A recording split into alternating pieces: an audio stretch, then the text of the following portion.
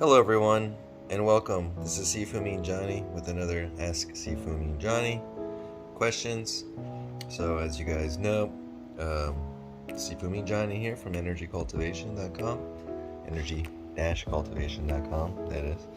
And you guys can always send me your questions at asksifuaj@gmail.com, or reach me on Facebook.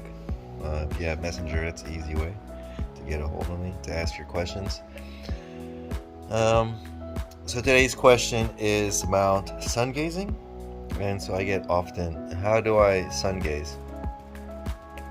And that's a good question because a lot of the people that I see when they ask me this question, they tell me that they've been trying to do it.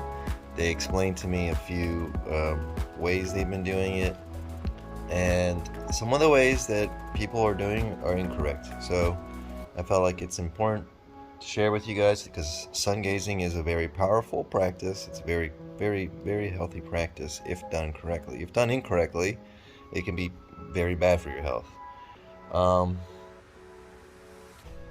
So typically what I get with people telling me how they're practicing or they start practicing, they learn to do it a certain way and they're excited to share with me, is that most people will wait till they can see the sun even at noon, especially when it's right above and bright, and they like to look at the sun with this open eyes and stare at the sun, and that's actually not very healthy for your eyes. Some people say you'll go blind, and some people say that's a myth if they say that, and all this kind of stuff. And people have stared at the sun a lot and haven't gone blind. I've stared at the sun directly and I haven't gone blind, but that is not the proper way of sun gazing.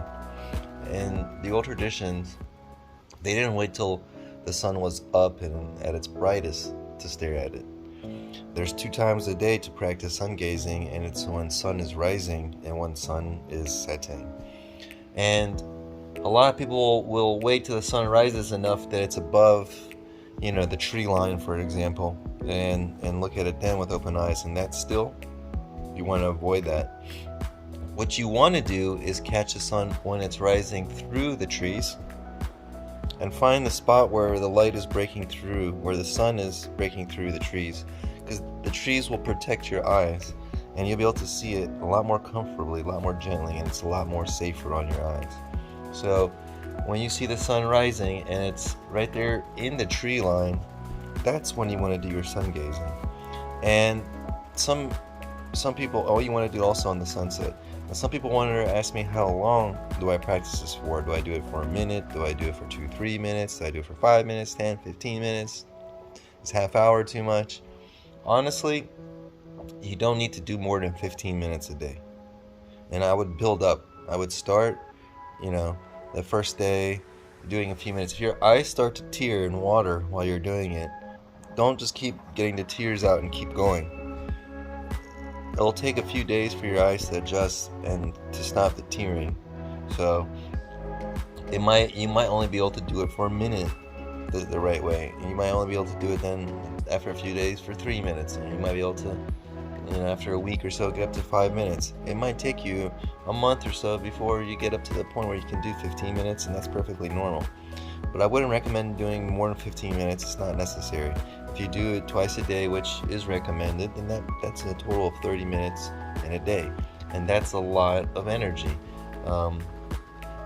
The sunlight, just like that, can give you enough energy just from 10 to 15 minutes for a whole 24 hours worth of sunlight energy running through your system. So that's how powerful sun gazing really is. So remember that twice a day, when the sun rises, when the sun sets, work slowly towards up to trying to do to 15 minutes, and make sure you're looking at them while the sun is in the tree line. Okay, hope that helps. Thank you guys very much, and have a great day. Sifu Amin Jani out. Namaste.